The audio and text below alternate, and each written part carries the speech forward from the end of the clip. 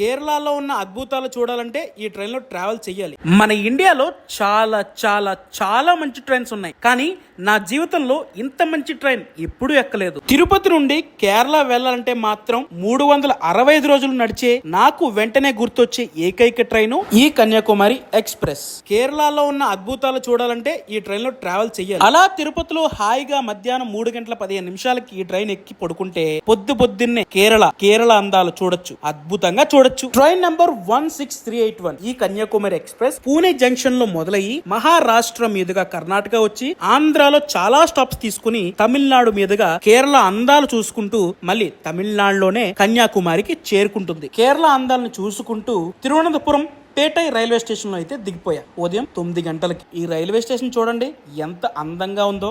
ఆంధ్రప్రదేశ్ లో ఉన్న గుంతకల్ నుండి అయినా, కడప నుండి అయినా, తిరుపతి నుండి అయినా సరే కేరళ వెళ్ళాలనుకుంటే మాత్రం ఈ ట్రైన్ చాలా మంచి ట్రైన్ అని చెప్తా. ఈ ట్రైన్ లో జనరల్ అయినా, స్లీపర్ అయినా, థర్డ్ ఏసీ అయినా సరే ప్రశాంతంగా ట్రావెల్ చేయొచ్చు.